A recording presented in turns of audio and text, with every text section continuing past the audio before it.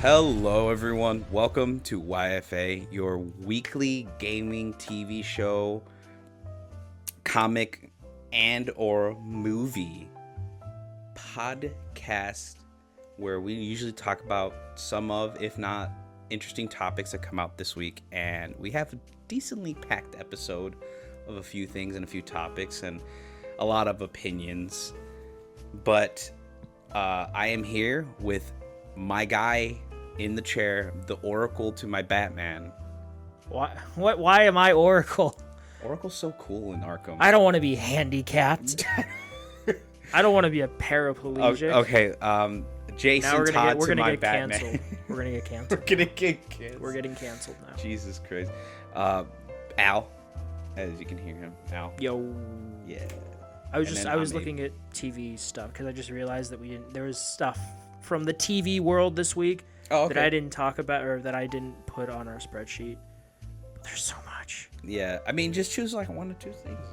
Like there's the stuff with the showrunner from X-Men '97. There was information about Blue Eye Samurai season 2, and then I was going to talk about how we'll get to that later. But okay. I was looking at this a little bit. We can actually shove that in with the movie section. Sure. With and yes, I'm going to spoil this. We are talking about Borderlands. I mean, I haven't seen it personally, but I've heard a lot of the reviews. It's my favorite movie of the year. Greatest movie of all time. Randy Pitchford really helped. Oh yes. I'm not gonna lie, I feel like he impeded their filming for that movie. I think a lot of things happened behind the scenes to create the beautiful travesty that we saw. Yeah. That we didn't see. That we didn't see. Yeah. But anyways, to our first topic of this week, as Al is also trying to put together his little TV show topics that he found, which I actually am pretty interested about the Blue-Eyed Samurai season 2 thing. But the first thing on our list that was out of nowhere surprising that it happened, but TangoGameWorks, yes, that studio that got fucking gutted. What? Oh no, sorry, I jumped the gun. Go ahead. Yeah.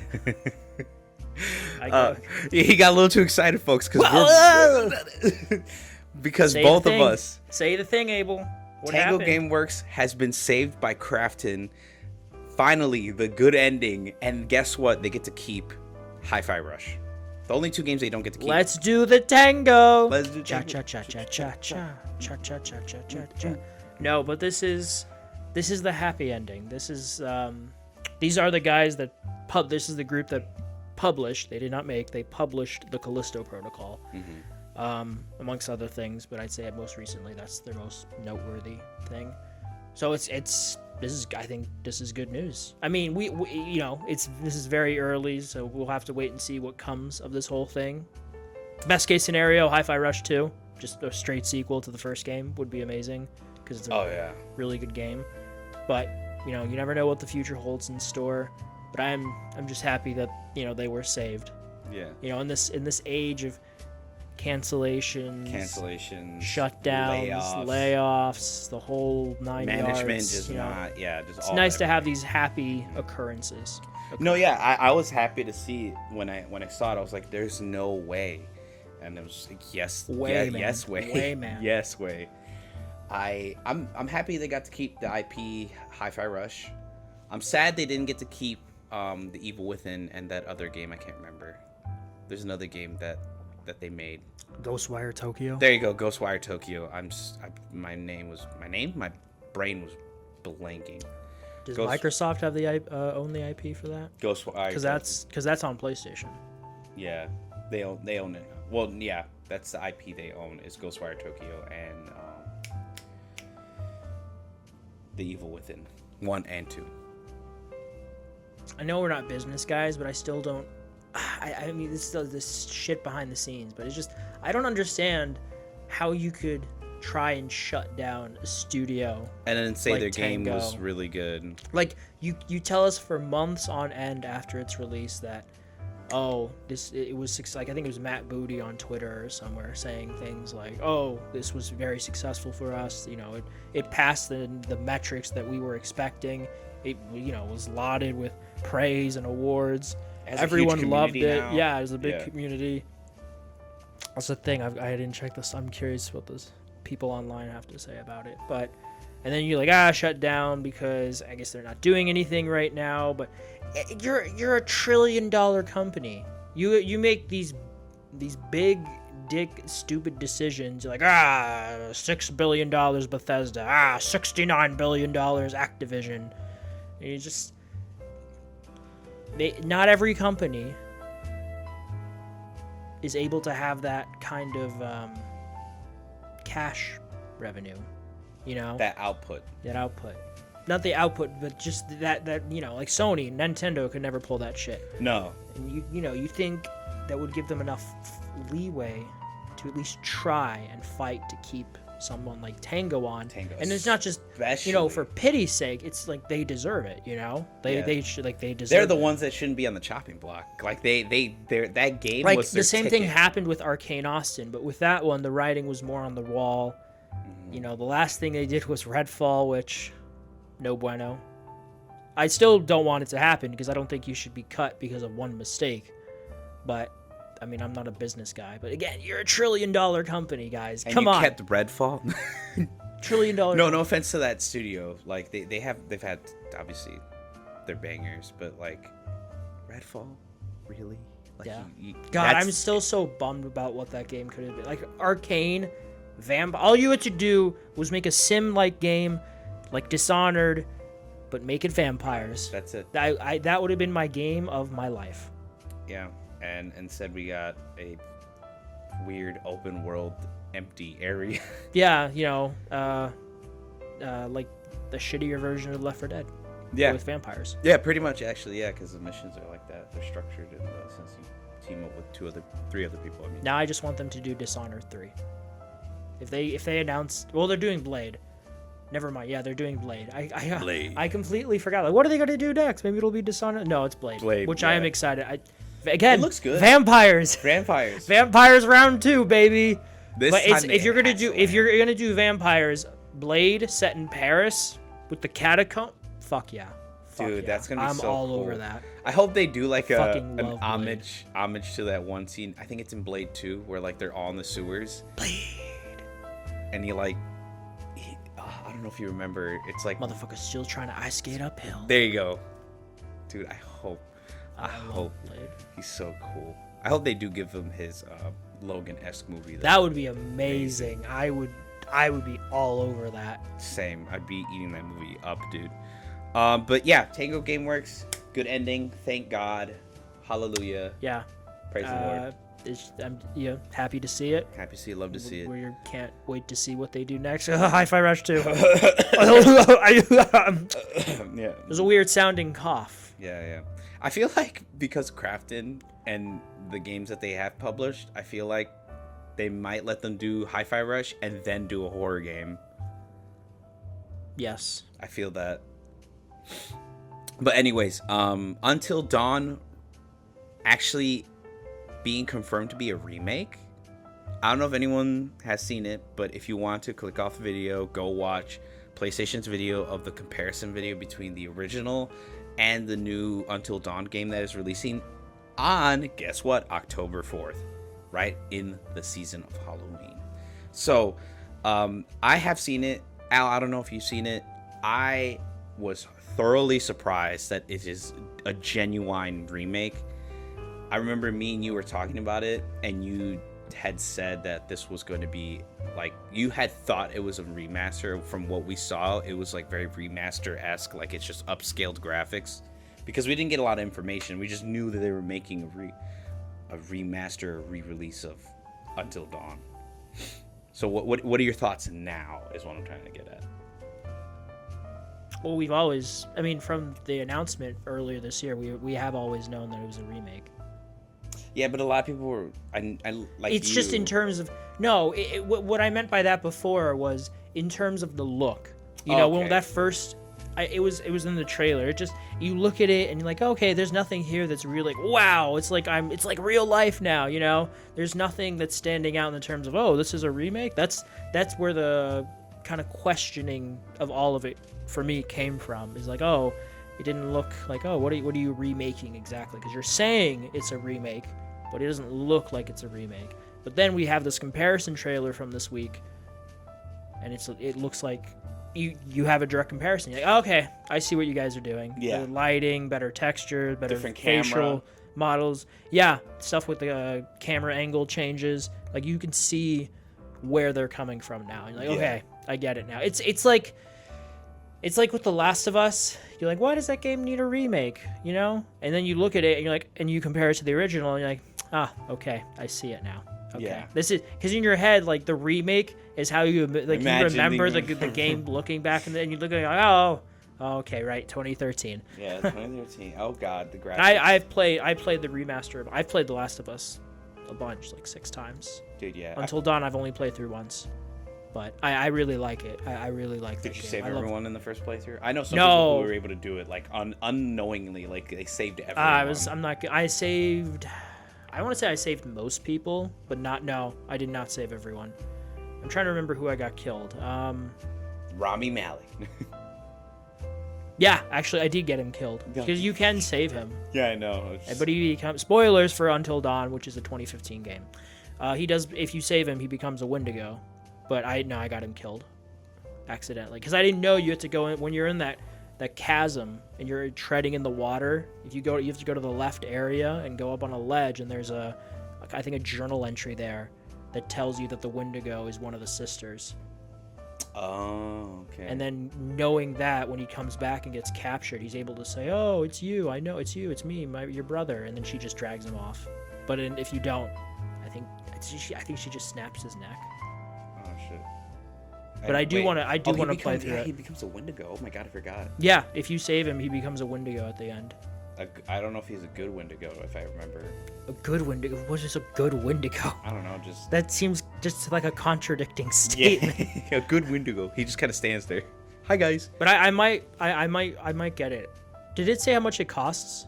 No. I don't... I think you have to look up on the store. Let's look it up. Yeah. But anyways, yeah, so it was interesting to see all the things that they're actually changing. Because I remember, it was like, oh, it's a remake. It's like weird. It doesn't look that different. October 4th. Perfect month. Yeah, October 4th, I mentioned, yeah. Yeah. Halloween. I think I'm gonna get it. That's like one. I think that's gonna be another. This is kind of a little bit not off topic completely, but I feel like this remake's gonna be another one of those. Sony doesn't have any exclusives this year. Oh my god. Well, no, I mean the big exclusive for them this year is Astrobot. Astrobot. Yeah, but that's the thing. They're gonna be like, oh, all they did was release Astrobot. They just. Which, mark my words. It's good. Dude, you think it's gonna win Game of the Year? I don't think it's gonna. I don't know if it's gonna win, but I think it'll be nominated. Yeah, because there's 6 slots. I will bet you $5. Okay, when it comes out, I know I'm backtracking or like, actually, never mind. Never mind. But right now, with what I've seen and the public perception online, with how fucking bullshit and toxic online people can be, yeah, I have a lot of faith in that game. Same. I got the controller for a reason. I fucking saw. I also needed a controller, so. Yeah. Plus, being you both. Oh yeah, they saw reworked the the prologue too. I forgot about that. Oh yeah, they reworked the prologue. They're obviously reworked a bunch of the camera angles in Until Dawn, and then they obviously did redo the camera. I heard it's like they did it all in Unreal Engine 5. Yeah, that's what I heard. Yeah. Yeah. What does it cost? I thought the article would tell me, but it didn't. But I'm gonna say $50. Yeah, the remake I would see going for like $50, $40 maybe. Nope, this site can't be reached. Or probably $70 full price. No, we can't now. Maybe $60, but not you're not. Well, because I think they have to cover the costs of using the Unreal Engine because that's an Epic Games engine, and that's from 6 months ago. You gotta love patents and like big companies want a cut of the cheese. I'm not seeing anything. Nothing on the store, just says wishlist. Yeah, I'm not seeing. Probably won't get an update on the store until later. Yeah, we'll see. We'll see. Anyways, prediction, I think it's going to be like 50 at the very most $70 game. I mean, that's just, what do you mean at the most? That is the most. Yeah, that's what I'm saying. Like that's like the most of the Mount Everest I'm gonna climb is to the top. That's the most I'm gonna climb. That's the most. Because what everyone is expecting is it to be like a $40, $60. I'm expecting 50, 70. No, I don't think 40 because I'm gonna say. Well, Astrobot's a new game, complete new game. Because I mean, I'm only using that as an example because it's recent. It's coming out next month, and it's a smaller game, but it's 60. It's smaller, you know, because it's not. Again, it's $60. So Sony themselves must think of it as a smaller title to some degree.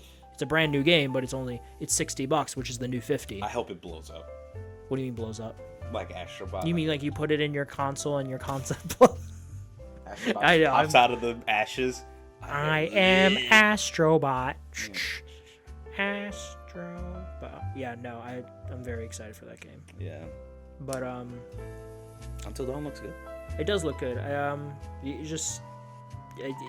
think it needed that comparison trailer. Yeah, I you know that's what they need to start doing with a lot of these like remake stuff. Is just do a comparison video. Yeah, I mean that's the most surefire way. Because like you said, everyone just like, oh, the remake. And you look at the old one, like, wait a minute, that's what it looked like. Yeah. What?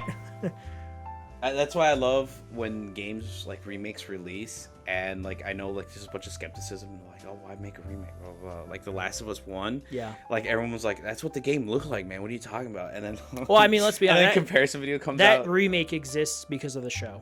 Oh, because they knew people were gonna watch the show and be interested, and they wanted them to pick up the newest They're gonna want to pick up the newest version, and they're like, oh, here's your new $50 version, you know, instead of picking up the decade-old remaster. Yeah. Oh my god. Damn. Wow. Decade. Wow. It is a decade. Holy fuck. Anyways. You know what game I forgot is coming out later this year that I'm excited about? What? Lego Horizon. Oh shit! Yeah. I completely forgot that existed. Oh my god. That looks fun. I'm a big Lego guy. I feel like the Lego community is gonna like that one. I think they will too. Yeah. Next topic. Borderlands. Well, do you want to do Borderlands, or do you want to stick with like the video game stuff for right now, and then we go to the? Okay, you know what? Yeah. Let me actually. Okay, so we'll weigh on Borderlands here, folks. We're gonna go straight into a little. It's not really my topic because it also kind of applies to Al because he also plays some remasters and remakes like I do. But basically, Dead Rising 1, the community has a little bit of toss and turn. Fucking turmoil right now because this week a bunch of Dead Rising content creators and regular content creators were able to basically play a preview of the main campaign of Dead Rising 1, which is called 72-hour mode, and they were able to release just snippets, not a bunch of the game. They could only do like quick cuts of like a minute and a half of like things that happen, show off certain things, you know, actually give their opinions on some of the gameplay. And I want to preface this because, like I said with Al before we started the podcast, I only saw like one reviewer actually describe like what type of build of the game they're playing. Like I know some of them were like, oh yeah, this is what do you call it, a preview of the game, a preview code, blah blah blah, but they don't describe like what state or version of the game it's in. There was only one reviewer, and he right at the start he's like, I just want to preface this is a preview build, alpha, there's still a lot of changes to be done. This is a build specifically meant only for previewing the first half of the game, and that's it, or the first third of the game, I mean. And that's it. Like you can't go any further. The game just kind of locks you out. It goes like, wait for the full release. And there is a lot of criticisms that I feel like are not going to be there when the full game releases. But like one was like you earn way too much PP, which is the prestige points. That's the XP for the game. Yeah. Like people were able to get from level 1 to 20 in like like that, like literally within like the first hour of the game. And usually to get to level 20, you have to at least be halfway through the game in the original game.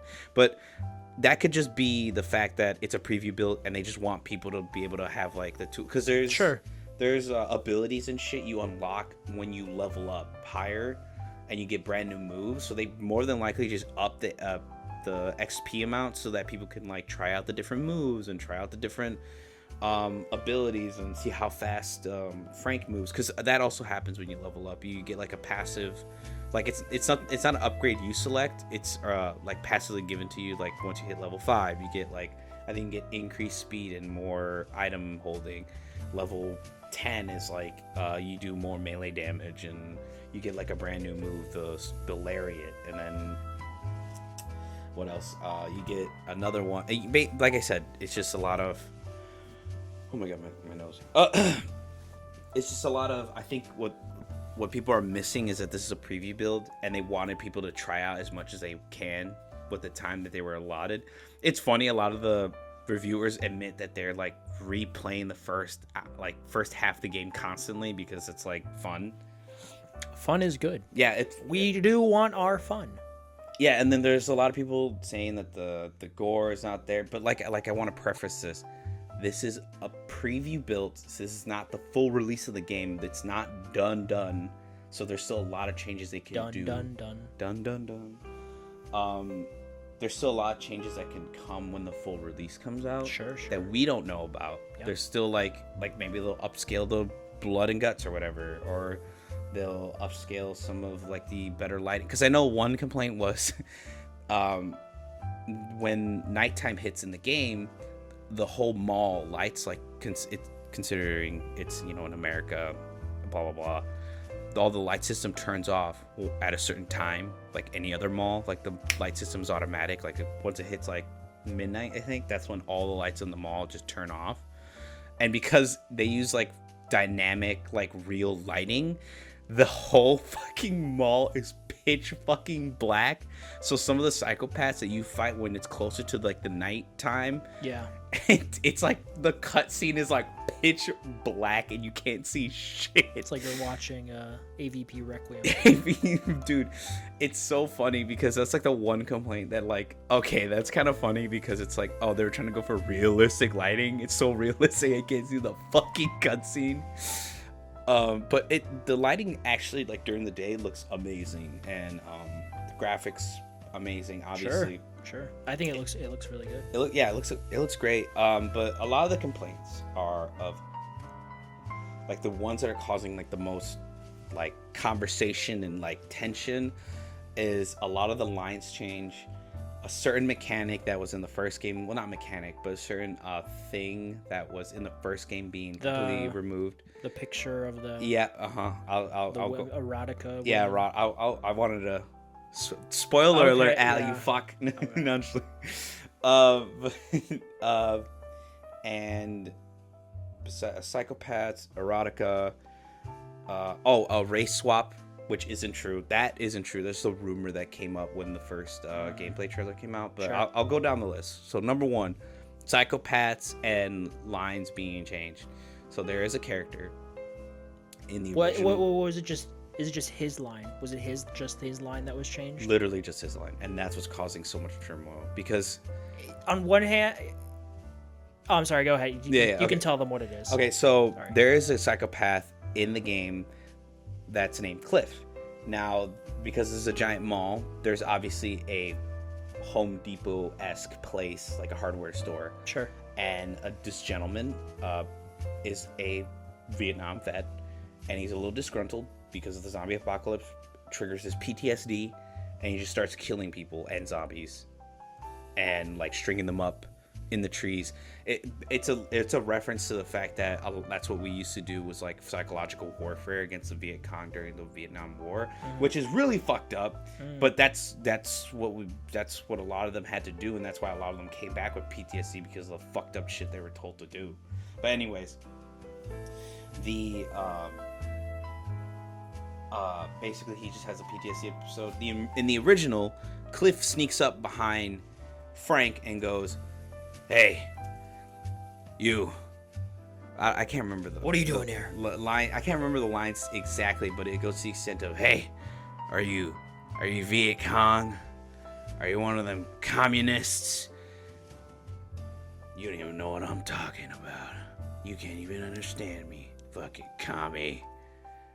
And he's voiced by fucking Vegeta, or no, not Vegeta. What's his name? Seth Bloom. Seth Bloom. He voices Wolverine in some of the older, not older, but in yeah. So in the original game, but they didn't bring him back for Cliff. But anyways, you're Viet Cong, right? And he has like a bloody machete. He's covered in blood all over his face, and basically the whole fight is you fighting him to like stop killing people or whatever, right? Like any normal human being. And then it ends with his wallet falling out, and like he basically in the original, like I said, describes like being in the war, and it like really fucked him up. And it's supposed to be it's supposed to be a juxtapose to the fact that these psychopaths were normal people. Like they were just normal people, normal lives. And because of the stresses of the apocalypse, they've turned into these crazed people. Like some people just can't handle like crazy shit happening, and they just go psycho. Like it's just a switch. Can confirm. Yeah. Have gone psycho. Have gone psycho. But basically, his wallet falls out. It's a picture of his husband and daughter, which oddly enough is the first time Capcom actually like had a gay character in a video game. Like very progressive. This was like 2006. We were not expecting this. I didn't expect it as a kid. And then wallet falls out. It's a bloody picture of his husband and daughter, and just goes like, I'm sorry, and then he just fucking dies because he killed him, obviously. And you get to keep his like machete. But yeah, that's like the whole thing. It's about like that was supposed to be one of the psychopaths that kind of show you that, oh my god, these people were like normal people. It's just all the stress of everyone else dying and getting eaten by zombies, like just put them. Made them psychopaths. Made them psychopaths. I think this is me. That is me. But anyways, the the point I'm trying to get at is in the new one, he just calls you a filthy animal. You're one of those filthy animals. Who says? Oh god, fuck. That's from something.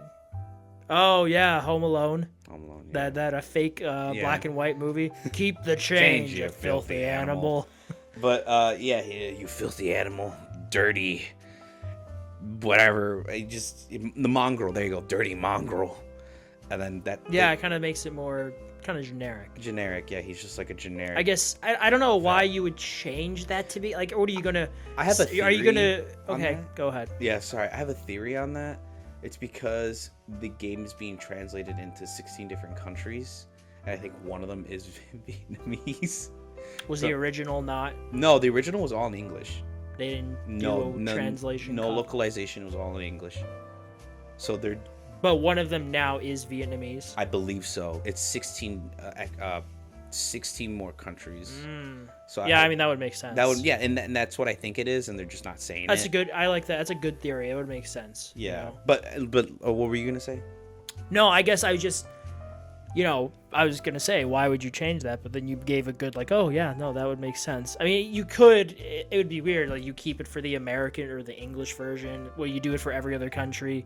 And then for the Vietnamese version, you're just like, filthy mongrel, Yeah. I don't know. It's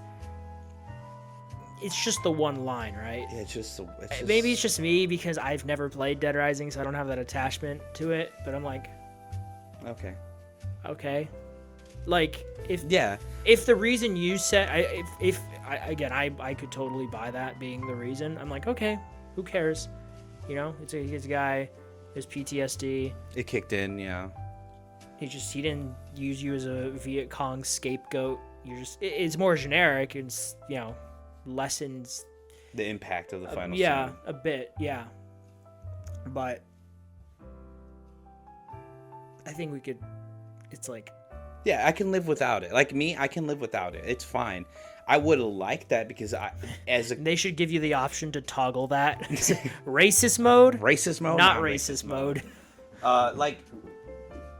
like it's nostalgic because I actually like that psychopath. Not because it's like, oh, it's a cool boss fight. He's actually the most annoying boss fight because his thing is like, because he's Vietnam vet, he like jumps into the vents and he'll drop a grenade right behind himself so you can't chase him.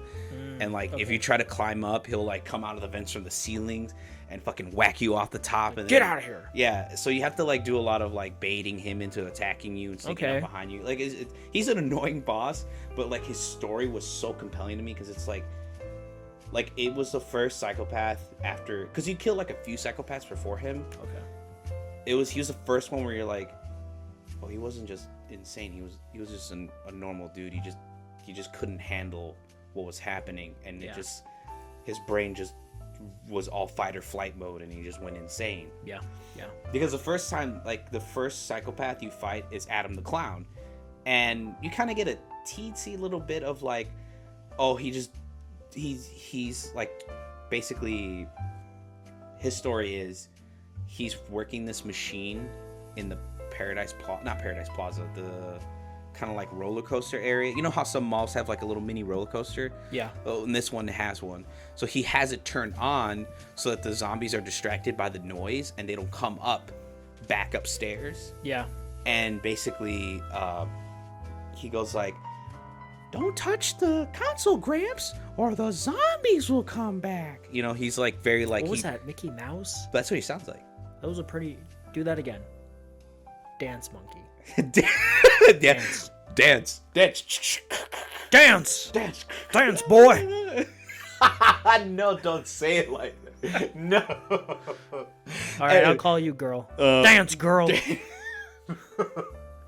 I can't gender you. But the man goes like, "Don't touch the console, Gramps, or the zombies will come back, and then everyone will have no fun." Psychotic Mickey. Dude, he's insane. But like that, it was like kind of like that little crack of like, "I used to be a walking punchline," and then he cries.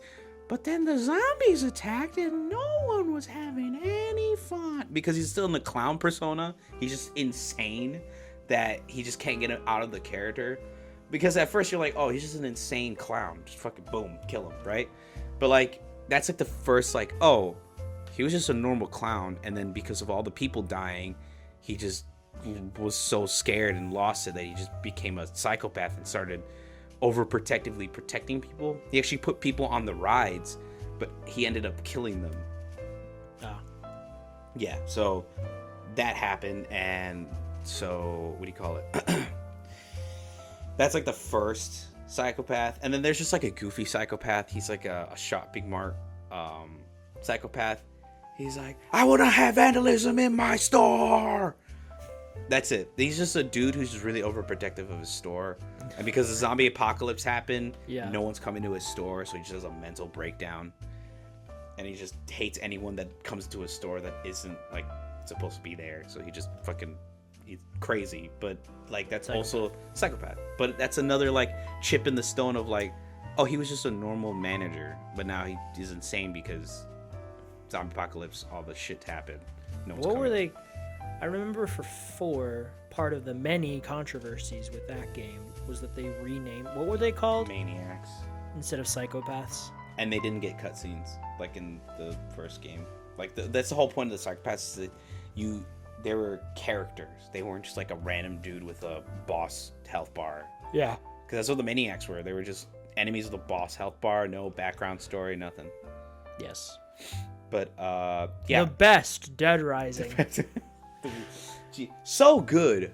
I tell you. So good, the studio shut down because they knew they'd never make anything better. Jesus Christ. It's funny, Blue Castle made Dead Rising 2, which is also really good. So I don't know where they went wrong. Anyways, but to get further into the point, and then the last thing, besides the couple psychopath changes, erotica.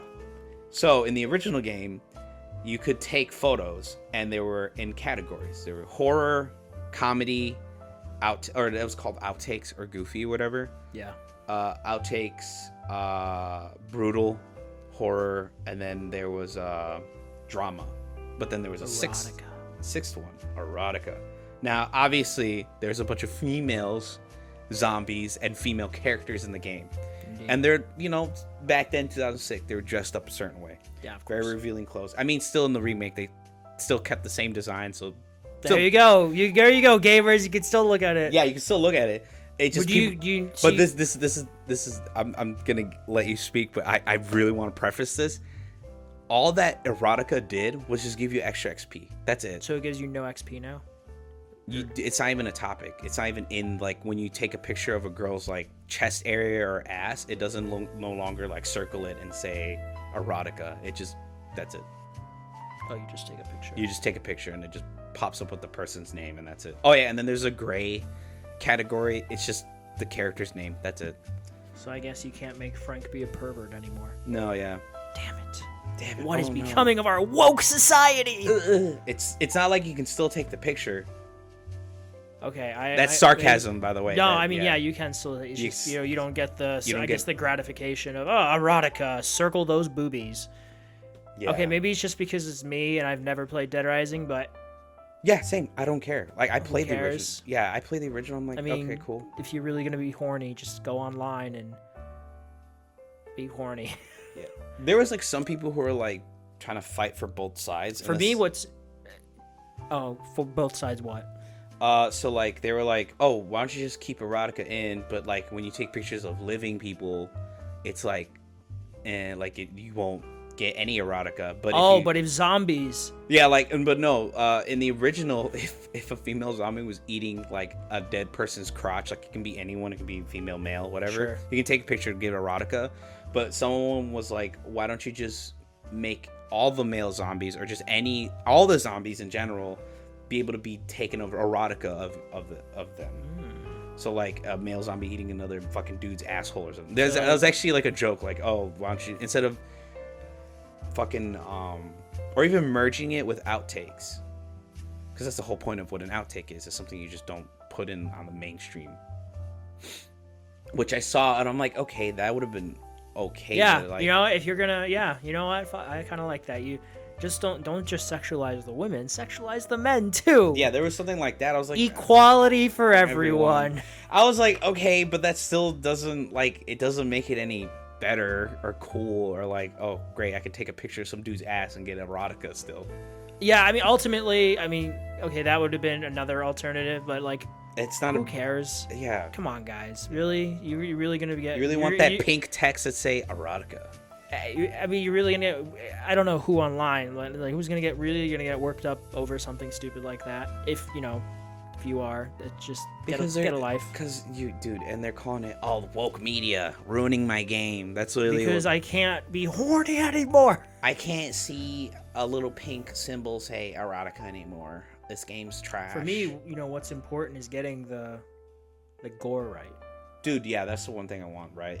The blood splatters, because I know, we were talking about before that the blood splatters don't look as. No, yeah, it's a little wonky. Like, even when you blow a head off of a zombie, there's, like, barely any blood on the floor. It's like I think with this though, this is when you gotta, like you said, like the guy said, the one guy, it's a pre-alpha, is that what he said? Yeah, it's like a preview build. It's a different build than what the main game's gonna be on. So we need, hopefully, the main game has better blood. Better blood, better lighting. That's the one thing I've always heard. It's just the better gore and the better lighting. September, right? September 19th. We still have a long way to go. A month, yep. But last thing, besides the erotica thing, which is, okay, weird that people are complaining about that, because I really could care less. I didn't even take erotica photos. Even when there's a psychopath that you have to take erotica photos of women, but I'm pretty sure they got rid of it because it's like, it's weird. Like, why are you sharing a photo? Like, why are you feeding into the psychopath's, like, weird, like, yeah, sure. Yeah, because in the story, not even the story, in the first game, it didn't make sense. Like, he's a rival to you, Frank. Wouldn't you not want to take a photo and just show them that you're a better photographer without having to take pictures of women's ass or tits or whatever? But anyways, the last thing is a race swap, which is false. This is a rumor that people made up when the first gameplay, like, reveal trailer. Of who? He's a psychopath that happens towards the end of the game. His name's Larry. And in the original game, he was very, like a really racist stereotype of a Chinese man. Oh, okay. I think Really, I saw really like fucking wide eye, like, you know. Come on, Dr. Jones. Something like that. Yeah, to that extent. I don't know. Was Short Round Chinese? No, he was not short. He was just big, lumbering. No, I'm saying was Short Round from Indiana Jones. Oh yeah. Okay, that's what when I said Dr. Oh okay, Jones. I was like Doctor. I was like, oh. She crazy. Yeah, okay, I get it. Yeah. But no, Larry. He had missing teeth. He's a butcher, and then he had like a weird shaped head, and Okay, he's very cliche. Cliche Chinese caricature. Of a Chinese man, and I guess he looks less like a caricature now. Yeah, he has glasses. He has like. That's also a caricature. That's cliche. You know, smart Asian man with glasses. Dude, no, he's pretty stupid. That's like the whole thing. He's a stupid butcher. That's like the whole thing. He goes, ha ha, new meat. That's what he says like in the trailer. He's just really big and stupid. Oh, okay. But fucking what do you call it? In the new cutscene, he has glasses, a hat now, and he's still bald. He still has like not the oval. He has a really really big bulgy oval face, like a little stupid face. But no, in this one he just has like a really round face, and he kind of has like a little bit of like a decently chiseled chin. And he's not fat. He just is a really big dude. And because like working in a butcher shop like that, like, you're gonna get some dude. And he's doing all this by himself. He's lifting up big ass cow carcasses onto hooks, like barehanded. It's a big guy. He's a big dude. But anyways, yeah, there's just a rumor that started like, oh my god, they race swapped him to be white. He's no longer Asian. It's like, no, he's still Asian. They never said they race swapped him. He's just a new design. That's it. He just looks white because you haven't seen his fucking like you. Oh, you think that's what all Asian people look like? Yes. Fucking da da da da dun dun dun dun dun with a fucking. That's not how Asian. Do you remember that song from Mafia 2? What? That played on the radio, the really racist one. What? Oh my god. Fuck. How does it go? I'm gonna get canceled for singing it. Oh man. It was a Chinese song. It was Chinatown. I gotta look it up. Give me a moment. I'm gonna look this up. But anyways, yeah. So there's a rumor that Larry was race swapped, which isn't true. Prepare to get canceled. Prepare to get canceled. But he was not race swapped. That's He's false. Just less cliche looking. He's just less cliche looking. That's it. They just changed his design just a little bit so he's less cliche. He's still Asian. He's still a butcher. He's just less cliche. And he's not fat. He looks actually kind of muscular for a dude. But good for him. He worked out. Yeah. He's still a pretty good psychopath boss.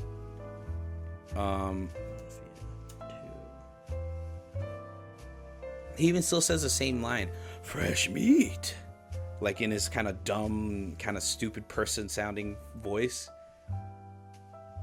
But yeah, so there's just a huge turmoil, and it's been building up. Like all this week it's just been building up, and they're like, it's just getting more and more frustrating because I feel like people just want this remake to fail. Because I'm not gonna shit you not. I'm not gonna sugarcoat it.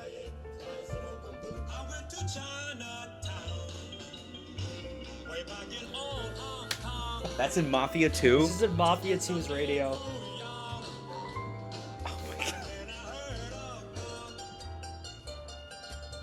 Oh my god. Oh my god. Jesus Christ. Pull the mic away, damn it. Ring, ting, tong. What the fuck? Oh my god. Mafia 2 was on a different age. Jesus Christ. Is that even in the remake? The remaster. The remaster? I think I'm not. That's a good question. I haven't played the remaster. I played the remake of the first one. Fucking Christ. Al is just grooving to it now. Fucking Jesus. It's Jesus an actual Christ. People had to be in the studio to film that. I mean, it was a very different time in the 50s. 50s, yeah. But now I want to replay Mafia 2. There you go. Now he has a new game he wants to play. But basically, yeah, no, Larry was in the race swap. All this is just building up turmoil, and if this remake fails, we're never gonna see another Dead Rising game ever. Like if it, this Frank would be like the Dead Rising franchise itself would just be used for cameos. That's it. So you better buy all the copies, Abel. This is all on you. I just one hope. man Abel, one man Arby. Oh, I just hope this franchise doesn't go in the water. I don't want the last canonical game to be 4. I hope it is. Dude, I hope they piss you off. Dude, I'll be so fucking pissed. You know how livid I'd be. But anyways, that enough of Dead Rising 1. I just hope this game releases well. I'm pretty sure it will, and I'm looking forward to it as much as there's like these fucking soy boys who want their erotica fucking camera to work or whatever. They'll get their kicks some other way. PC will probably mod in. Oh yeah, it definitely will. 1,000%. They'll mod in everything. Yeah, they'll mod in the original voice lines and everything. 1,000%. Yeah, that's what PC's for. That's pretty much all my energy for Dead Rising. I yawned because that took so much out of me. But made you dead. Really now dead. You have to rise. Now I have to rise. But the next topic, if you want to talk about it, Borderlands. Do we want to talk about it though? Well, I mean, it's a short topic, if anything. Yeah, okay. I mean, the idea of, Borderlands, it came out last week. It was panned every metric. It's bombing. I think worldwide it hasn't even made $20 million on a budget of 100 and something. So it's going to be a huge disaster for Lionsgate. And then, the fans didn't like it. The critics, no one liked it. It's just, why does it exist? And we're at this point with video game adaptations where there's, a bit of a higher bar now. It's not like 5, 10 years ago, 20 years ago, where a video game adaptation would come along like, oh, it's going to be shit, and it was shit. Thanks, Uwe Boll. He actually made a remark about it. It was kind of funny. He's like, you wish I directed this now, don't you? Which, yeah, it probably would have been better. It would have been more memorable, at least. But with this coming out, it just brings the question of, what do we think now that percentage is going to be? So before, it seemed almost like 100% all these video game adaptations are going to suck to some degree. But now they've gotten better. We were talking about them before. Things like Fallout, The Last of Us, Arcane is fantastic. Castlevania. The Super Mario Brothers, if you're a Mario fan, like the look of it and all the nods and wink, I mean, it's clearly a love letter to the franchise, even if the movie itself is a bit generic, but clearly they liked it because it made a lot of money that Borderlands will not. But Sonic has done really well.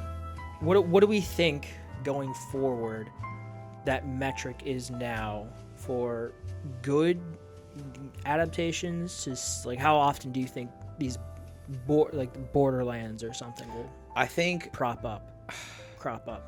I'm being pretty optimistic. I think it's a 25 to 75%. Like 25% of because even will be bad, and then the 75% will still be good because. Well, I mean, we have the Halo show. Halo. Yeah, I mean, that was canceled though. Yeah, that was canceled. That's shoved in there with Borderlands. That's just a really respect. I think we're in an overall better place now. It's not. I don't think it's reached that kind of like that superhero golden age period, but it's video game adaptations have definitely okay, there's good stuff to be had here. Even something like Five Nights at Freddy's, even if as a movie it wasn't great. Clearly the fans, I mean, it made money, so clearly the fans enjoyed it. The fans liked it. We're getting myself, a second. Yeah, I mean, it has a good look compared to the game. But then you have, Borderlands, which is just a travesty on every level. So it's just bad cast. Well, not. Do you think we're still at a point with these video game adaptations where they'll just keep? I think they will. They'll keep gradually overall getting better. Mm-hmm. Do you think? I think they will. What I think this Borderlands release has shown is that studios can't just shoehorn a bunch of famous actors into an IP and expect it to blow up because of those actors. I mean, no one ever expected this to be good. No one did. No one wanted this. The Borderlands fans didn't want this. Well, we wanted a Borderlands movie or TV not show, this movie, but not though. this movie. No, we wanted not with everything coming out about it. Like, oh, Kevin Hart's gonna be in it, and Jamie Lee Curtis, and then fucking, what's her name from Lord of the Rings? Kate. I know what you're talking about. Kate. Not Cass. Who plays Lilith? Kate Beckinsale. Yeah, she plays Lilith. Yeah, whatever. She was in Lord of the Rings. But I mean, this was filmed a few years ago. Yeah, it was years ago. It should have been R. They should have kept it to have it be Yeah, R. I mean, this movie being PG-13 did it no favors at all at the box office. Post-production, like it is editing really fucked it. It bombed. It's bomb, man. Big bomb. We're gonna get the Borderlands director's cut. Really. Yeah, the Eli Roth cut. The Eli Roth. Yeah, cut. Eli needs to stick to making schlocky horror. Yeah, that's what because he did Thanksgiving last year, and that was I really liked that. Yeah, movie. I heard that one was really good. It was. The kills were entertaining. It was gory. It was stupid, but it was fun. Thanksgiving was good. Yeah, that's. I looked up the director Eli Roth before like the Borderlands movie came out because I heard some people were like, we're a little skeptical because the casting. I was optimistic. I'm like, I think they could do it, but no, they didn't. No, they didn't. But poor Abel. I was a little too optimistic, but when I saw that first review, I'm like, okay, I'm now not gonna go watch this movie. But then, basically, what was I trying to get at? When I was looking at Eli Roth's like roster of things he's done, that's when I was like, I don't know if he's a good director. Not for this. No, he was never a good director. His area of expertise more quote horror, unquote, schlocky, low budget horror. Again, which hits the yeah, there is a market for that, for sure. But yeah, I think part of it, again, Borderlands, it's just Lionsgate fumbling the ball. They're gonna fumble it again with The Crow coming out, and no one asked for that, the remake. With I'm actually kind of optimistic with that one. No, you're not. Why are you so optimistic? Why does this guy? Well, I mean, Bill Skarsgård is a pretty good actor. Yeah, good actors have been in plenty of shitty movies. I mean, Ben Kingsley's a great actor. He was in Blood Rain. Oh yeah. Fuck. Good point. That doesn't mean anything, Abel. You know what? A paycheck's a paycheck. Yeah. You know what it is? I just really want there to be a good Crow adaptation for fucking once. I mean, the only one we had was with Brandon Lee. Yeah. Brandon Lee. Yeah. So there you go. There's your good Crow adaptation. You got your wish. We'll never get a sequel. Yeah, because he died. Yeah. That was sad. God damn it, Prop Master. Were you guy who did who fucked up the prop for that one movie with Rust? Yeah, Alec Baldwin. Yeah. Fucker. No, it wasn't. It wasn't. Well, I know it wasn't his fault. It wasn't his fault. It was the. I'm talking about like the guy who's the prop. Yeah, I mean he's just an actor. He doesn't know. That's why you're supposed to have these experts on set so they know. Dude, I don't understand. Why do you load a gun on a movie set? Just fucking fake it. Yeah, fire blanks. Yeah, dude. Even that, dude. Like, even Alec Baldwin's like, yeah, I grabbed the weapon because this guy told me it was all good, all clear. Like, he's the coordinator. There's supposed to be a procedure. You check the weapon. You make sure there's no actual round chambered in. Because they're actual weapons, but you fire blanks, like you said. But, what do you call it? Sorry, there's something on my bridge of my nose. Or bridge of my lip. But, like, you can't blame him for... It's not his job to know that. It's not. He's the actor. Like, and then there was like a bunch of like, not interrogations, but they were like trying to like beat it out of him that he's the one who, like, purposely. I think his case was dropped. Thank God. I hope he's okay because that scars someone. He killed a person and injured the director. And I'm pretty sure the husband of the lady that died didn't blame him. But blame the dude, the prop guy that like was in charge of it. It's the prop guy. Yeah, it's the prop guy's fault, and no one's asking the prop guy. No one's asked him yet. Fucking. How do we get to that from this? Because we're talking about. Okay, ultimately, here's my broad prediction: we are still like every once in a while we are still gonna get these video game adaptations. They're gonna become more and more rare, but we're gonna get these video game adaptations. They're really bad. They're bad on like okay, Five Nights at Freddy's, not a great movie, but the fans I think seem to like it, and it made money. But Super Mario Brothers movie, again, kind of a generic, Illumination film. Like it's Illumination. They're very generic in terms of animation studios, but it looks great, and it made $1 billion. And the story was so not it that was bad. not a failure by any means. And then you have The Last of Us that did well and was received well. Fallout doing gangbusters. Arcane, Cyberpunk, which is based on the game but also just the tabletop thing.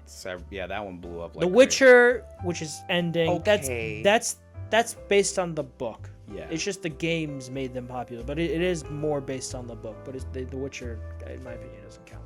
Halo got canceled, so we're closing that chapter. Yeah, we're closing the God. Halo. I feel bad for the fans, especially after Fallout.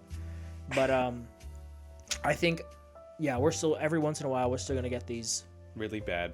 They're gonna fail Cash on grabs. every metric. Yeah. But they will become more and more rare. They'll become because studios will realize. But this will end too. What? Oh yeah, the golden age.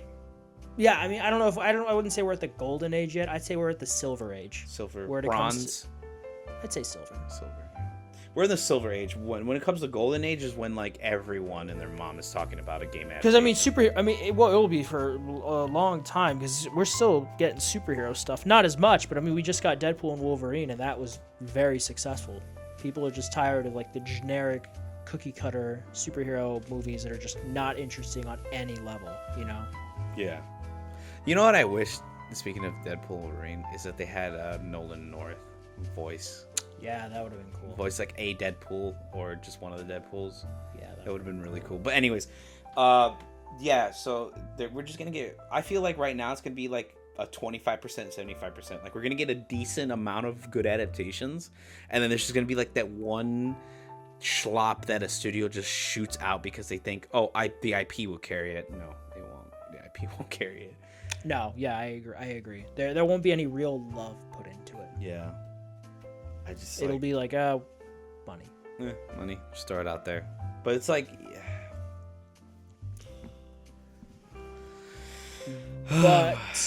But yeah, sorry, I'm being depressed because it's like that. I was actually really, really I want Gearbox to get a break because everyone's looking at Gearbox because of Randy Pitchford being a fucking idiot. Yes. And he's like, oh, guys, just give the movie a try, blah, blah, blah. And then he's just... Randy Pitchford being the fucking man-child he is just... How is he still in charge of Gearbox is beyond me. But anyways. I don't know. The next thing is Blue-Eyed Samurai Season 2. Now, what's the information we got on that, Al? Oh, that kind of, in my head, was leading to a kind of a broader topic about the gap between TV show seasons now, because there was information that came out this week that they're working on season 2. They have a couple of scripts in the scripts for episodes in the pipeline. I think they said it was going to be like 6 episodes, but 40 something minutes each, but that it's going to be sometime in 2026 before we see season 2, which is 2 years from now. And we've gotten to a point with TV. And animation takes a while, so animation's I'd say a bit of an outlier, because animation is hard to do, and Blue-Eye Samurai is fucking gorgeous. But, I mean, with other stuff, I mean, we're at this point where I think TV is trying to be too much like the movies, where you have everything be so high budgeted, this higher production, which is great, but these things, they take time, and you have these... just not as much TV. Like House of the Dragon season 2 just ended. It was 8 episodes. Fucking season 3 is, I think, like at least 2 years out. So you have these gaps that could like kill the momentum, which I think we saw happen with Invincible to a degree, because we had to wait for the other half. We had to wait a couple of years, and not only that, then they split the season in half because Amazon and their fucking bullshit. Oh, we wanted to get ad tier, but then we have to wait again, and it's just I don't know if it's sustainable in the long run. I think what they need to do is, instead of just a wait and see, like, oh, well, people like this show, just fucking make the second season. I mean, that's easier said than done. That's easier said than they're done, a yeah. business. They are a business. They are a ultimately. business, yeah. It's easy for us to say this with no real stake in it. Yeah, just make more, guys. We're not in charge. We don't got money. But we're not in charge of people. Make more. Then in that sense, like, instead of just waiting for the whole season to be over to see like everyone's reaction, just after the first 2 episodes, if the first 2 episodes are received well, just go like, okay, green light, go ahead, start working or do whatever you can right now, and then so that they can get the process going, and then like, as the process is going, they'll be hearing about like, oh, the next few episodes and like how people are reacting to those, and then they can take that into consideration while they're working on the second season. And then by the time the end of season 1 comes around, which is like, I don't know, like what, the 5th week or whatever, sure, they'll probably have a script like already finalized and ready. And I'm pretty sure it doesn't take that long to make a fucking script for 1 episode of a TV show, and they have multiple writers. Anyways, they'll have their scripts ready, and then they'll be able to start recording, and then after that they'll be able to start doing animations and all that other stuff, which I understand obviously takes a while, but then at that point you can then go like, season 2 announce a little trailer, boom, and go like, it's coming out next year. I think it's just a big, everything takes forever now. Yeah, which I mean, that video games, movies, something needs to streamline the pipeline. The Batman Part 2. Come on, Matt. Dude, at this point, all of us are gonna be fucking 40 by the time that, like, Robert Pattinson is gonna be 40 when that thing comes out. At least we're getting the Penguin. They're getting the Penguin next month. We need to just get a better pipeline. They're showing the off topic, sorry, but they're showing the Batman in theaters next Wednesday. Not this coming Wednesday, but the Wednesday after, the last Wednesday of the month. Mm-hmm. What is that? The 8th, the 28th. I'm gonna see it, and they're doing a sneak preview of the Penguin, so I'm gonna see it. I'm excited for that. Mm-hmm. But yeah, I don't know, man. Something needs to change. I don't know what, but something. Because gone are the days of The Sopranos where you get all these episodes in a season, and they'd come out probably like year after year after year. And the last season of The Sopranos had like fucking 26 episodes. Jesus. Like, that's what I'm not understanding, is how these TV shows just pump this shit out, and like a good quality as well. I'm just curious, season 1 episode count. I'm just curious. Like season 1 of The Sopranos had 13 episodes. Makes sense. Game of Thrones, which was what, a decade ago now, you had about every year, we had 10 good high quality episodes. I mean, the earlier seasons were lower budget, but they had great writing. That's what the characters and the writing, those story arcs, that's what people remember. It wasn't the fights or the dragons or any of that. No, yeah. It was all the political stuff. And then you have House of the Dragon now in season 2. It seems like a lot of it just kind of meandered. It didn't really go anywhere. And we know there's 2 more seasons of that, and it'll end with season 4. So, I don't know, man. Yeah, actually, let me see. Sopranos season 6 episode count. 21 episodes.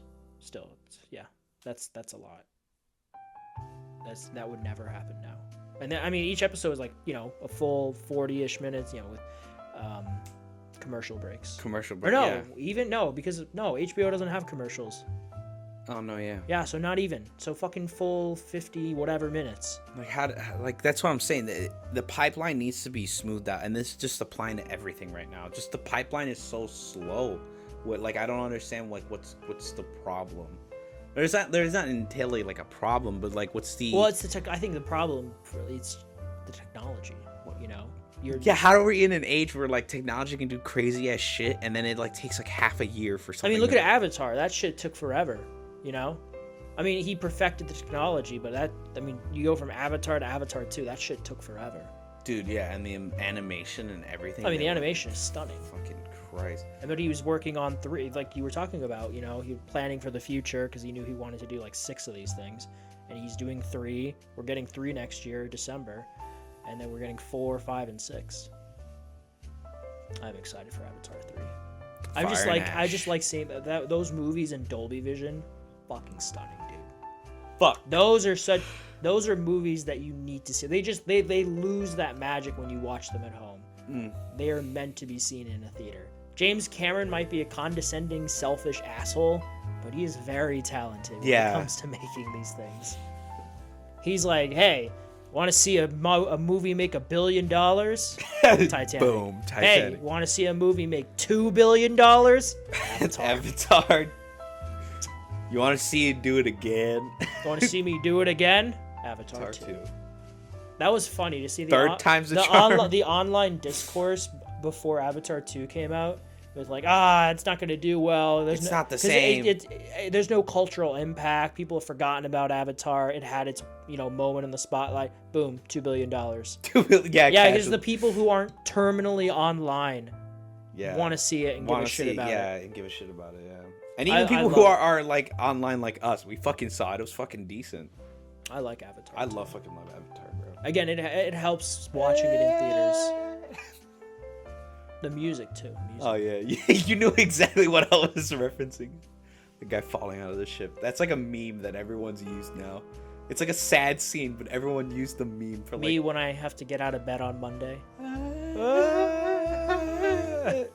I just sit up and I'm like, fuck. Son of a nutcracker. Let that be known. Something's got to change, Abel. Yeah, something needs to change. Something needs to streamline the process. The technology. But that's the thing. Even like back then, like no offense to like when The Sopranos or when Game of Thrones came out, the technology wasn't even that advanced yet. No, it wasn't, because it was less about having the spectacle of it. Like House of the Dragon has a lot of spectacle and it does look really good.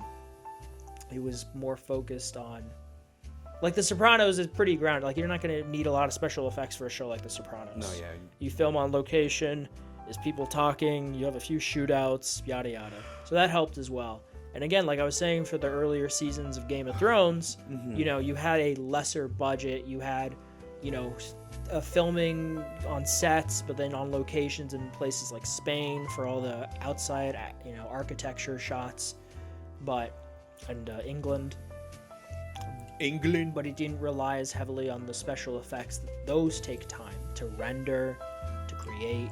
That's I think that's part of it. That's part of the reason why this shit takes so long now, because a lot of these shows utilize that technology, and then you get not as many episodes. And then I remember reading something about the reason that there aren't as many episodes in a season of a show now is, damn it, what was the reasoning? There was something about it because it was on TV. So they had to like fill a quota or meet something for, not streaming demands, but airtime demands. I'd have to look more into it, but there was a reason for it as well. And they don't need that anymore because everything's streaming. So yeah, I don't know, man. Something's got to change. Something's got to change. With both, again, with video games and movies and TV shows. It's just fucking crazy. At least art's pumping out like at the same speed. What? At least art's pumping out at the same speed as anyone expected. Like someone could just come up with like a fucking design in like a day. Oh, art. Just generic art. Just generic art. I mean, comics have been. Their comics are even comics, because you get. Comics have always Western comics have always been like that. Manga does it well with releasing the booklets. I think at a point comic books should just not do that. They should not have monthlies anymore. It's just a meandering. I mean, you get the cool covers and shit. I love the artwork, but it's just, I don't know how long. I feel like we've been saying this for a decade, but I don't know how much longer it's going to be in such a sustainable market to do it like that, because manga's got it figured out. The Eastern markets, they got it figured out with how they release their stuff. And their artwork's gorgeous. Dude, yeah, a lot of them, even the cover art they have for their little booklets, like fucking. I love art, man. It's great. But yeah, that's the end of the podcast right there. Because we already talked that. Even though I put it as our main topic, we did talk about remakes. I don't want to say. And this is something else, because I saw this before from this week. The actress who's playing Abby in season 2. Yeah. She was given a security detail. I'm just saying it now for anyone who bothers her for the upcoming shit. I won't spoil it, but for the upcoming shit, you're you're a despicable human being. Yeah, you're. Or anyone who you did it cannot- for Laura Bailey for the game, you're or a her piece of kid, shit. you're literally a piece of shit. Wait, they did it for. Oh, wait. They send death threats to her kid over a fictional character in a video. That's just Who the you're fuck a waste. are you? You're a people? waste Like, of oxygen. what? I'm just saying. You're it. literally You're, like, what the fuck is wrong with you're you? not. You don't deserve. To These play. are all You don't fictional- deserve happy things. There you go. You don't It's- deserve happiness. It's a fictional character in a game. I get it, beloved character, but you don't need to fucking send death threats to their children. Like, I don't like the Star Wars sequels, but I'm not about to send death threats to J.J. Abrams and whoever else, or fucking Kathleen Kennedy, Yeah. because I have other things to do with my life, and it's all fictional, and there will be good things and there'll be bad things. Yeah. It's Also, Andor was really good. Yeah, I heard Andor was really good. I haven't watched it. I need to watch it. Andor's so good. But anyways, yeah, just Don't do that, or Yeah. Abel will come and kill you possibly with his fake axe. my fake axe. You'll bludgeon them to death with the rubber end. Have you seen Death by Spoon? A stupid video of a dude just going around just following a dude, just hitting him with a spoon, and then at the end of the video, he's just covered in bruises because of the constant.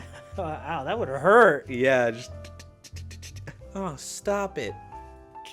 He just keeps doing it. But anyways, yeah, that's oddly enough the end of the podcast. Well, what did you do this weekend? Oh, right, my PWRs and this Your podcast. power moves. Power moves. I did play a shit ton on my PC. I have 30 hours on Once Human now. He's no longer human, guys. No You heard it longer here Once Human. first alien contact. Greetings, humans. No, I played Once Human. Really good. I'm sorry. This game is like, it's a gem. I shit you not. Once Human is such a gem right now. Like, I'm not trying to gas this game up like to be game of the year, but dude, Did it come out this year? I don't know, dude. It just came out of nowhere. I Didn't your girlfriend tell you about it? Taylor fucking left me a message and said there's this game called Once Human that she saw on Steam, and I'm like, okay, let me check it out. I checked it out, and dude, I was like, what? I was like, Yeah, it came out this year. okay, then yeah, it just came out of nowhere. She's like, oh, try it. I saw a trailer. It It looks has pretty a cool. 7 out of 10 on Steam. Yeah. Oh, it's because IGN gave it an 8. there was a controversy when it first started. It basically says that in the, what do you call it? Not the NDA, but the user agreement. It's like, we'll be collecting information of your personal ID, whatever.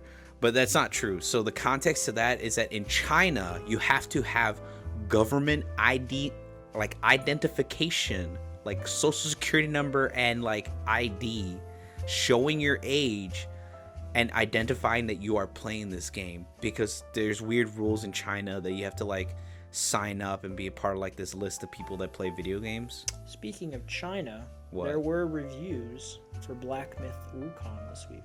Oh, were they good? Yeah. Okay, of There was course. like, I think, kind of like 8s out of 10s and then some 9s out of 10s. So Nice. good. Yeah. Good. Good job. Yeah, good job. Anyways, so Once Human, really good. No pay to win. It's like no like pay to play or anything like that. Like what do you call it? No offense to like Rust or Ark or Conan. I played Conan, but a lot of the stuff is like you get some shit in the battle pass or some like crazy weapons from DLCs. Once Human has no DLCs, has a bunch of free updates, has a shit ton of events, and the game just came out. Like you get like it respects your time.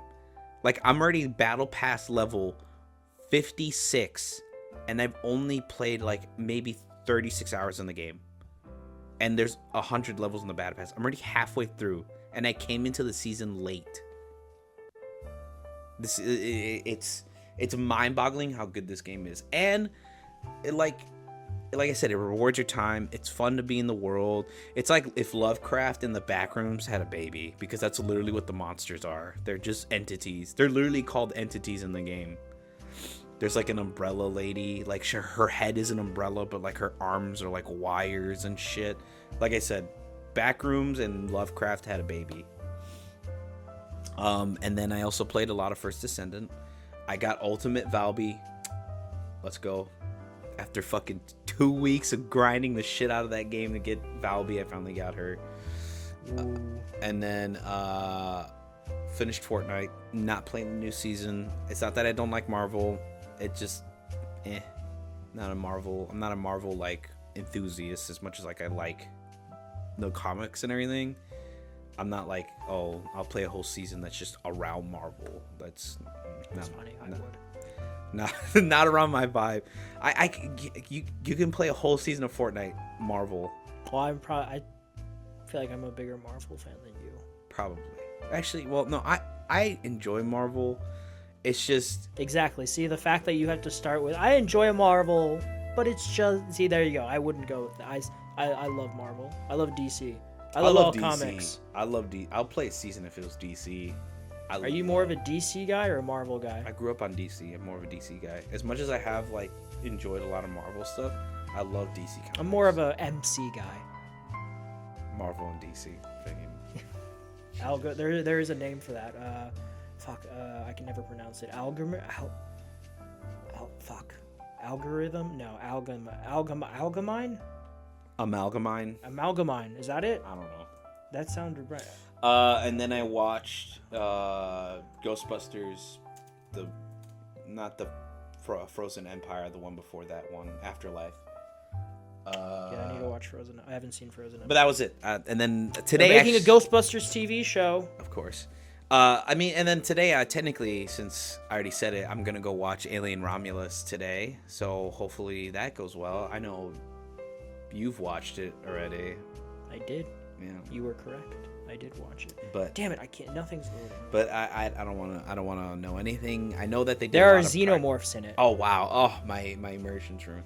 But no, yeah, I heard everything was pretty much done practically. Pretty much almost everything. Yeah, there's one face in it that's a little uncanny. You'll know it when you see it. Okay. And then any reads? No. I mean, I read a bunch of articles. That doesn't count. From Dead Rising because I just phony.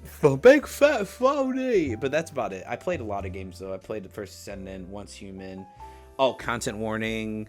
The Lethal Company. I've been playing more Dead Rising 2 because I'm waiting for Dead Rising 1 to come out, the remake, and then remaster, deluxe remaster, and then I am also been playing Fortnite. Obviously that stopped because the new season came out and I'm not interested in it. But yeah. Oh, and then also the reason why I'm not interested is the cosmetics. Everyone's gonna have them. It's true. That is true. It's Gwenpool, Doctor Doom. Yeah. Okay, so you have the people in the Battle Pass: Gwenpool, Peelverine, which is a banana that's Wolverine. Amazing. And then Peelverine, yep. And then we have what's that lady that is a mutant and she has like a white outfit? She's blonde, long hair. Emma Frost. There you go. Emma Frost. Mysterio. Shuri. From Black Panther. Shuri. Yeah, Shuri. They should have just recast. And Jonesy, Captain America. That's it. That's it. It's just all of them. It's Marvel themed, like characters and stuff. Yeah. Or not even characters. There are characters like I said, Mysterio, Gwenpool, and Shuri. But then you have like Peelverine and Jonesy. I'm never gonna get over that. Peelverine. Yeah, it's just a banana, and when he rips out his claws, it's just like banana juice. Banana phone. And then yeah, I'm happy for anyone who likes the season. It's just not for me. I like Marvel, but a whole season around Marvel, I'm like, eh. Oh, and then like a bunch of mythics are like Captain America shield, Shuri's claws, Black Panther claws, War Machine's jetpack with like the rocket assisted shit. Yeah. And then also Iron Man's gauntlets. That's cool. Yeah. So and then Doom's whatever the hell his power is. It's like magic, right? Yeah. Yeah. Let's go with that. Yeah. So, what about you, PWRs? You know what I played this week? Nothing. Cat Quest.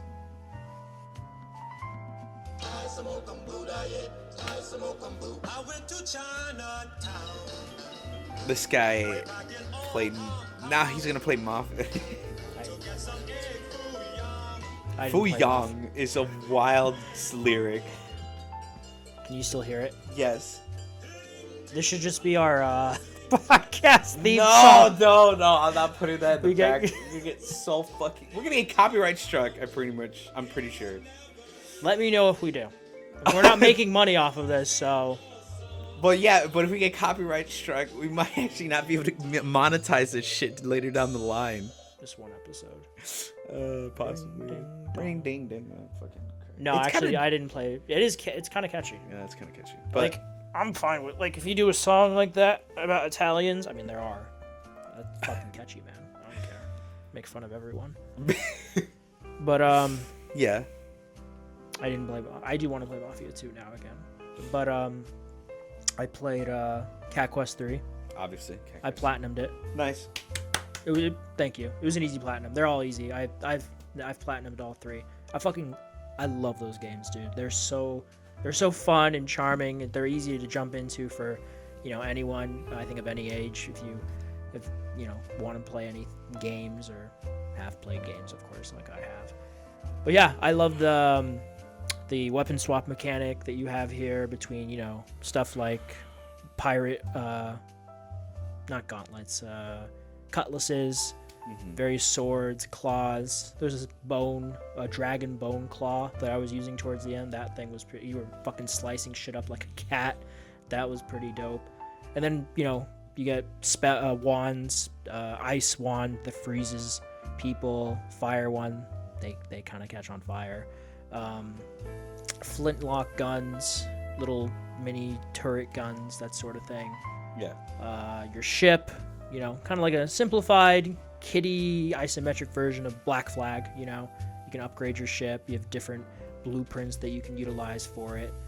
It's funny because on one hand, I'd say there isn't as much side content as there was in the second game, but it took me about the same amount of time to beat this game because there are less caves and dungeons that compared to the first 2 games.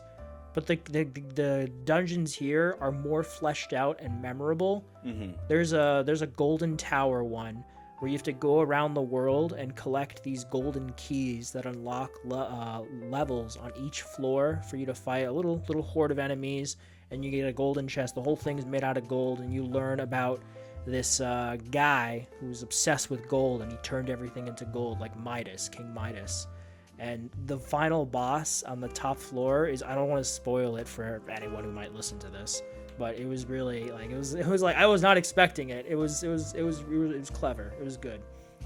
My favorite was the 8-bit dungeon. So you go in and everything becomes all retro looking, with its 8-bit graphics, and it's 8-bit because the rats in there are vampires. They are bit 8 times to become vampires. Oh my god. Yeah. 8-bit. Okay. Yeah, 8-bit. Okay. And then you have some caves that are, not, the caves are there. There's little, they have little stories, in them sometimes, little interactions, little encounters, that sort of thing. The boss fight, the proper boss fights in the game are great. There's a little bounty system where, a lot of the boss fights you encounter doing the main story, but obviously there are side boss fights and you get bounties for defeating them. There's a co-op mode, of course, but I played it just by myself. The maps are great size. They're not too big, they're not too small. They're kind of just right for this kind of game. It's $20. Yeah, no, $20. But yeah, I platinumed it, got the good ending. We love to see it. Yeah, no, I would anyone who played the first 2 games would highly recommend this one. I can't wait for the Gentle Bros. There's only 8 of them who do this. The Gentle Bros. That's what they're called, the Gentle Bros. I can't wait to see what they do next. And then they teased. Spoilers. I don't care. They teased a 4th one. Fuck yeah, give me a million of these and I'll play them all. But yeah, that's the only thing I played this week. I don't know what to play next. Oh wait, never mind. Mafia 2. Never mind. Mafia 2. What did I watch this week? Sorry. So yeah, saying yesterday, Alien Romulus. I really enjoed it. I would say having seen every Alien film, I'd put it as my third favorite Alien movie. You know, just behind Alien and Aliens, because those are classics. But Alien Romulus, I really enjoyed. You could tell that Fede Alvarez, I think that's how you say his name. Fede, Fede, F-E-D-E. Fede Alvarez. He was a fan of Alien Isolation, and you could tell. Oh my God. No, yeah, I think he even mentioned it. Yeah, he did. And then I watched White Men Can't Jump, the remake from last year, with what's his fucking face? The dude. I think he's a singer. Jack Harlow. And then the other dude, his name is Sinqua Walls. It was good. I like the ending more than the original, but I think overall I like the original more. Scout's Guide to the Zombie Apocalypse. That was a fun coming-of-age zombie movie. Yeah. I'm a sucker for both those. I love zombie movies. I love coming-of-age movies. So that was great. It's the same director who did... Have you ever seen Happy Death Day? Yeah, Happy Death Day. The girl who dies. Yeah. Groundhog Day. Yeah. Same director. Yeah. So it was. I liked it. Crank, fucking amazing. That's the Jason Statham one where he's a hitman who's about to retire. And he's been poisoned, and he has to keep his heart rate at a certain level. So he has to keep doing these high adrenaline actions. Like at one point, he's having relations with his girlfriend in public around all these Chinese tourists. He's like, "I'm alive! I'm alive!" And he's running. He's instigating shit. He's beating people up. It's a great movie. Then Johnny Mnemonic. You ever heard of that one? No. It's a 90s Keanu Reeves. It's almost like a precursor to The Matrix. It's this weird sci-fi world that's set in 2021 that is like, it's funny in some respects, but some things have aged a little well. But he's this courier who kind of smuggles data in a brain implant he has, from one part of the world to the other. This world is ruled by corporations, and he's caught up in this underground scene. It's very cheesy, cyberpunk-ish, almost biopunk. It has that like cheesy 90s sci-fi vibe until we got The Matrix. Then I saw The Searchers at a theater downtown. Nice. Have you heard of the Music Box Theater? Oh yeah, the Music Box. Yeah, I've heard about it. It was there. It was they were doing a 70mm little movie festival last week because they're renovating their main theater for the next month, so it'll be shut down. But they were showing The Searchers there, and it was good. I'd never seen a John Ford or a John Wayne movie before, and it was good. It was dated, but it was good. It was good. But yeah, and then did I watch any shows this week? I don't think so. No, I don't. No. I'm like, did I? No, I didn't.